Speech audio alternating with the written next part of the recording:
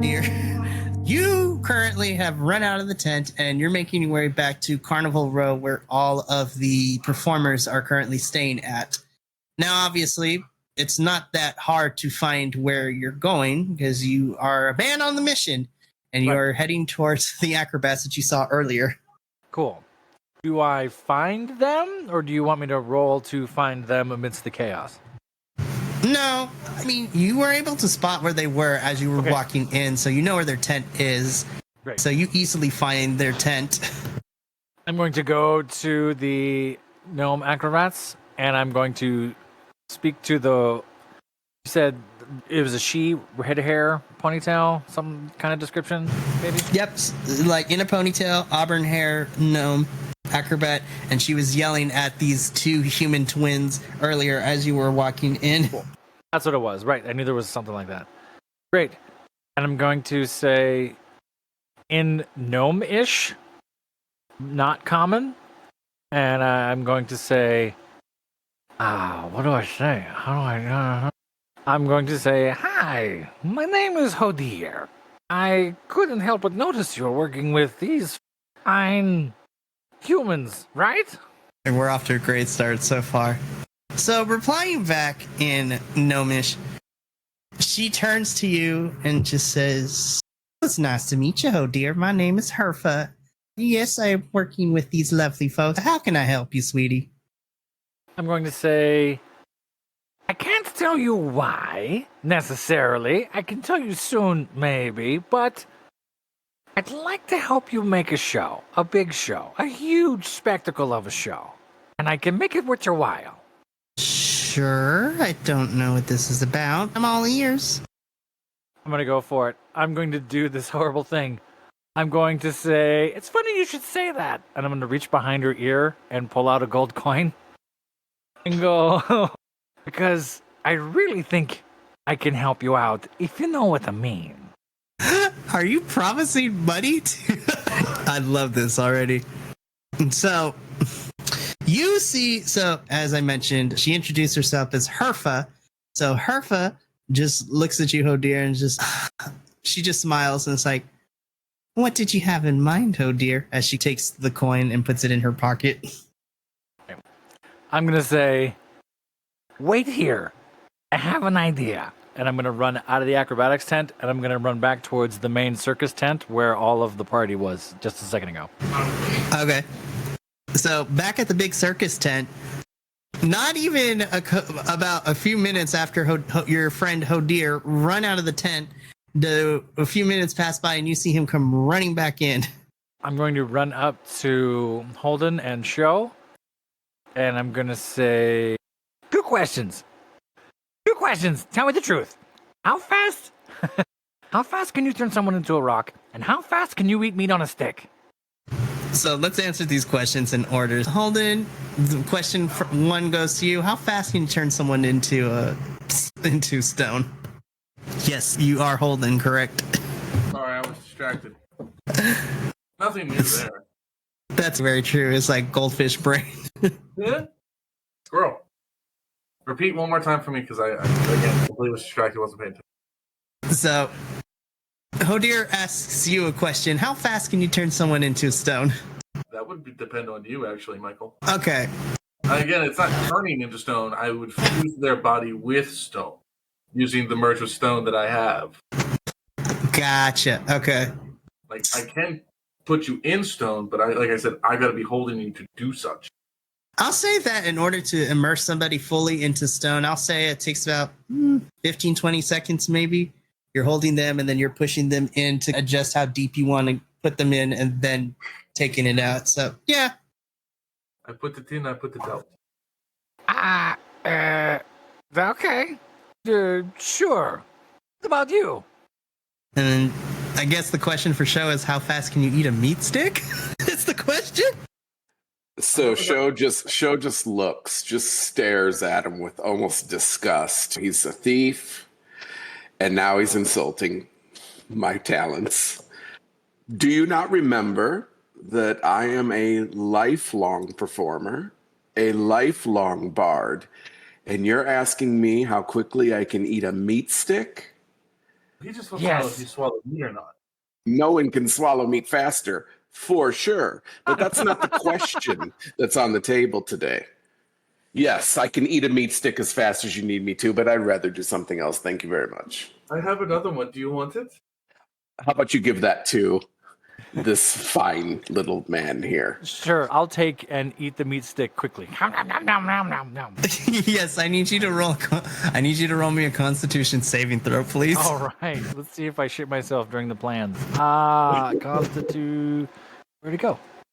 I saw you. There you are. Bang. Oh shit! I have a -1 Constitution. Oh no! Let's see what happens. Oh no! It's a 3. Holy shit! Welcome to the club. All right, so Hodir, before we continue on with this plan, right? So you eat this meat stick, and at first you're just like, it's a little dry, but you know what? It wasn't that half bad. And you sit there for a few seconds. And then all of a sudden, deep within the innards of your little gnomish body, No. you hear and you feel a little bit of a gurgle coming from your stomach. And then first you're just like, what is happening? Then you start to feel it more violently begin to rumble. And you start to get the sweats. And you just start to feel this overcoming sense of dread and nausea as you start to feel from your bowels. It's like the feeling when you have diarrhea before you have to go to the restroom. You just know that something's not right. And you feel that it's about to start making its way out. And then you start getting the sweats. And then you just start feeling just like, oh no. And then you feel something starting to crawl through your stomach, looking for a way out. I'm going to yell, what did the fucking fuck? And I'm going to run like a dog on all fours towards that outhouse that wasn't too far away. And I'm going to fumble with the door, like taking off my pants while trying to open the door at the same time, just screaming, but I'm also going to realize that it's an adult human outhouse and not a gnome size outhouse. So you might want to have me roll something before this gets really bad. Okay, so so there's not a lot of time. So you need to make me. I'm just gonna say you need to make me an acrobatics check to see if you're able to, once you get that door open, to just maneuver your way on top of and pop a squat. He's good. 21. Okay, so that definitely passes. Hodir, as you fiddle with the door a little bit, having trouble getting on, eventually you're able to get the door open, and just in one swift movement, you jump inside. You get inside of the porta potty. You shut the door, which latches itself shut through the force of the ricocheting of the door hitting the frame, and you just pop up onto the outhouse and just let it flow is the best way to put it. Wow. I don't know what the problem is with this meat. It's so good. I'm just going to scream gibberish while I'm in the outhouse. Did someone Go ahead. Did someone say they wanted a performance? We could probably get a few coin off of this freak show happening in front of happening at the outhouse at this moment. And the smell. Oh, I thought I was bad. Oh my god. So the rest of you inside of the tent, so that would be Show, Holdon. Oh my goodness, I can't believe this happened. So it would be you two and Asir, as the three of you just hear coming from the outhouse this gibberish screaming coming from your friend Hodir from the porta potty. And it goes on for a little bit.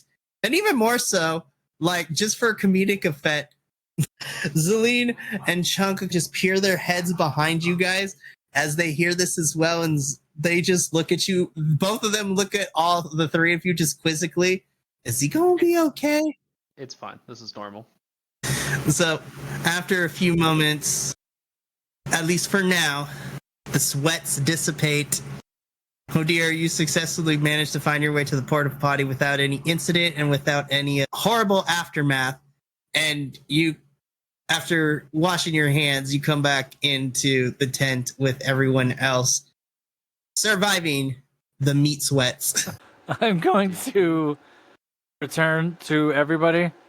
I'm going to wipe the sweat off my face.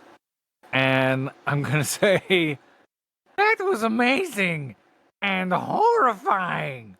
What is this? If you'd like more, you have a free voucher that you can use at that meat stick stand. It's right over yonder. The voucher! And I'm going to... This is just me being an idiot now. No, I'm not going to do that yet. I'm going to save the idiot thing for a second. Okay, hang on. And now I'm not... I'm going to say this, Mikey, but I'm going to leave this vague for a reason. I'm going to say, okay, everybody, hang on. Now that I've just shit a brain, I have a new idea. And I'm going to describe an elaborate performance of like juggling and turning humans and gnomes into rocks with someone eating a meat stick. But it's dangerous because at any moment they eat the meat stick, they might shit themselves. So the level of danger is awful and all of these things. And at the end of it, there's a catapult trick and a thing, and the woman turns into a rock at the right moment, and all of this ridiculous, extravagant act, carnival act type of thing with gnomes and the human twins and all of us. And I'm going to say all of this out loud, and I'm going to turn to the group and go, okay, what do you think? So, are you turning us into a Rube Goldberg machine of some sort? That sounds like what that is, but I'm gonna let Hodir say yes or no on that. That's what I got out of it too. I'm going to say... Going to turn Yeah, possibly. But I don't... the idea is bigger in Hodir's head, so Hodir's not describing it probably properly. It's the only way that I can say it. So it's this great idea that this and there's a meat stick and a thing, but it's dangerous because this and that. And I leave it vague for the reason that everyone can add what they do as a part of the act of this machine thing instead of me dictating it. like That's since amazing. you're trying to merge people with stone, that I would be the one to have to do that. I'm still going to look at Stone. everyone. So it's just silent, right? Everyone's just staring at me now that I've described this thing. Want me to make them rock hard? So you want me to make them rock hard? This is great. It's just silent and everyone stares at me. He's a mouth mumbler, but we heard the important parts, I think. Oh my gosh. Sorry. You're fine. Yeah, Yeah. I'm back. I lost power. I had to switch to my phone. Oops. So you want me to make them rock hard? Yeah, can you do that? But you have to make them rock hard at the right moment while the meat stick is being eaten by the other thing. And then I describe the whole machine again. I've Do my heard best worse to make them ideas. hard. If there's no objections, I'll start grounding up the carnies. Make sure they're okay with being turned rock hard. I can only give so. Go ahead. I'm going to run out into the carny section, and I'm going to go back to the acrobats, and I'm going to say, come with me! And I'm going to look around and see if there's like a juggler or like jugglers. Would you say there's jugglers? Can there be jugglers? Yeah, when you were walking in, you outside of the acrobats, you also noticed like a couple of people that were juggling at the tent next door to them too. So Sure. I'm going to just start like whistling like really loudly at them folks to get attention. And if they don't come right away, I'll throw a silver piece at them. Come on. No, come here. You want to hear this? No, come on. Trying to get all of them to follow me. yeah, Wow. so without incident, they congregate to you as you call for them in Carnival Row. Great. And do I get all of them or a chunk of them or some of them or? No, you pretty much get everyone that you were calling. So All right. I'm going to... Who's the tallest one here? I'm normal height. I'm like Me? 5'8". I'm the tallest one here? Yes. I'm 3 You are feet now. tall. I'm the tallest one here? No, I'm like normal height. do you mean in the party wise, or do you mean in this group of people in Carnival Row wise? No, the party of everybody. Who's the tallest one of all of us? I'm like 5'8", very standard. I'm 5'6". I'm a little That's shorter. 6. I'm tall rock himbo boy. 5'11". Oh, I can't hear you, JC. Holdon is 5'11", so as of right now, he is the tallest, which makes Asir the next tallest. we go. So Holden's the tallest, and then the next tallest by default would be Asir. Cool. I'm gonna crawl up quickly onto Holden's shoulders, and hopefully I don't fall right off. I'll scurry up Holden's back, Spider monkey it. and I'm gonna say, "It has come to my attention that you need a spectacle of a show. I do not want to tell you why, but you need something to." And I'm not gonna ad-lib a speech right now. I'm just gonna say that I give an incredible, inspiring speech, or attempt one, and hopefully they all get behind my idea of creating some sort of ridiculous performance for the next day. Can you Okay. tell me now, Hold. Yes, we can hear you now. I can hear you now. Sorry. Okay. You know what? So this is gonna be fun. So, Hodir, you're gonna attempt a persuasion roll to see Okay. how well that goes. But before you do, I'm gonna pull rank a little bit. Show, do you have proficiency in persuasion? I do not. Damn it! I do in performance, but not in persuasion. You know what? Okay, so this is how I'm going to do this then.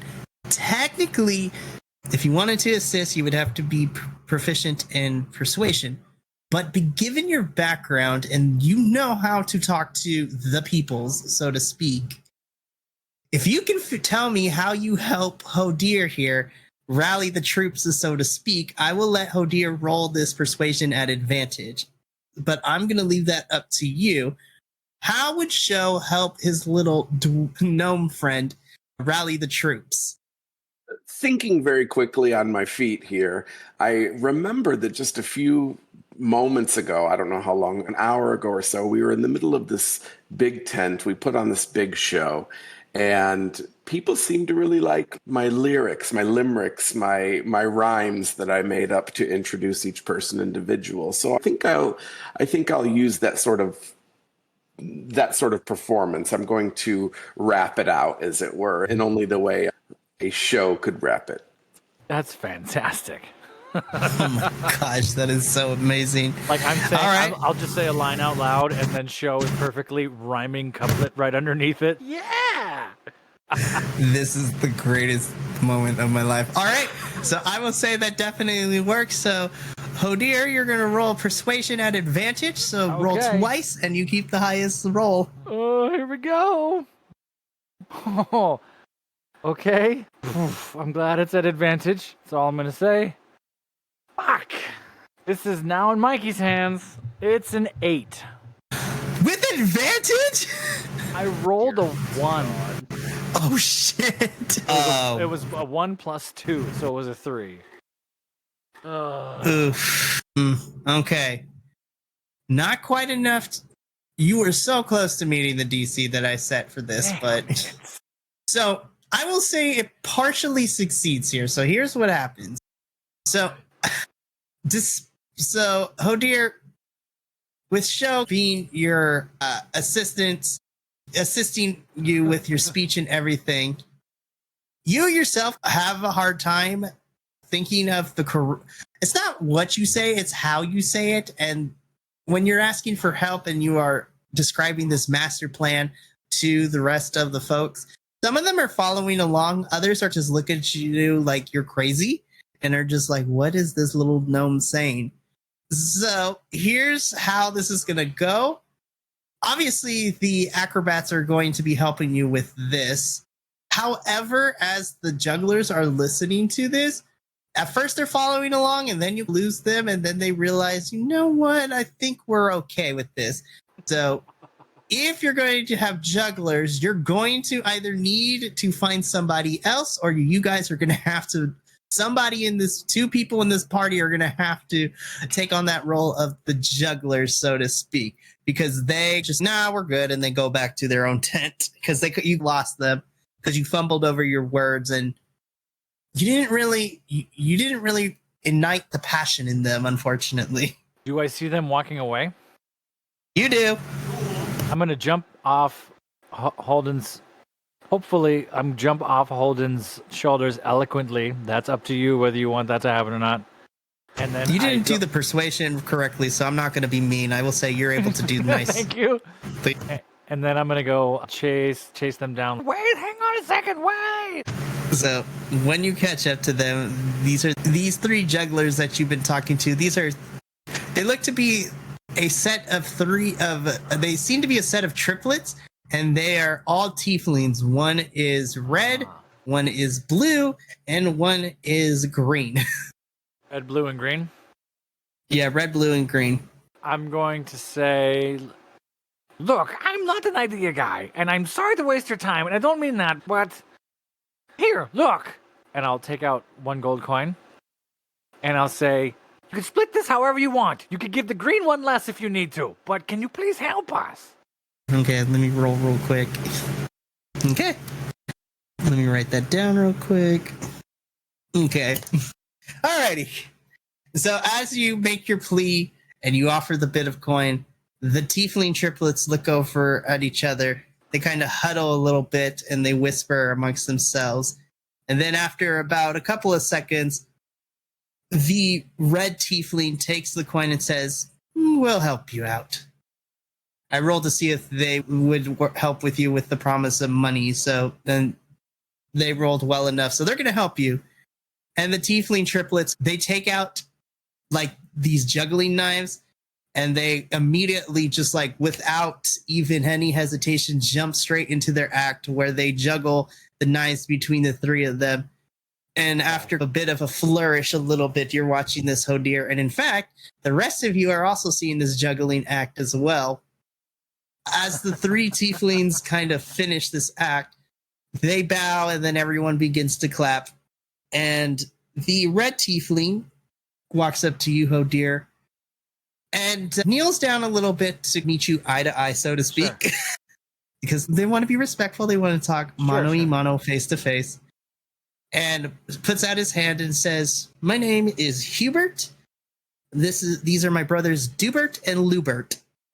So if you couldn't tell, red, blue, green, Huey, Dewey, Louie. I was just going to be like, wait a minute. But instead, for copyright purpose, Hubert, Dubert, and Lubert. Oh, man. I don't want to get us fired or sued. I just had to write that down in my notebook. I'm going to, again, tell them, you won't regret it. Come on. And I'm going to try and bring the party and the acrobats and the jugglers together. And then I don't know what I say, and I only have a minute or two because I got to go do dad stuff. But I will say, okay, here's what I'm thinking, and I describe the whole machine again, and meat sticks and juggling and turning into stone and acrobatics and whatever the crap it might be. But I'm still leaving it vague in case anyone in the party has an idea of something they might be able to do. That's where I'll leave that as far as rehearsing and building a devised piece goes. What if we have like 2 small trebuchets or like cannon, and we make the gnomes or whatever people into stone, and we shoot the stones at each other, and they break apart, and they do flips out of them? Stuff like that. And then while they do flips out of the thing, they throw daggers at them, and they juggle them over the thing, and then there's meat sticks that come down from the sky. And I just start talking weird, random shit again. I love this plan already. So I hate to leave at this pinnacle moment, but I have to go do bedtime stuff for my son. You go take care of it. So let me know what happens. Okay, so here's what I'll say.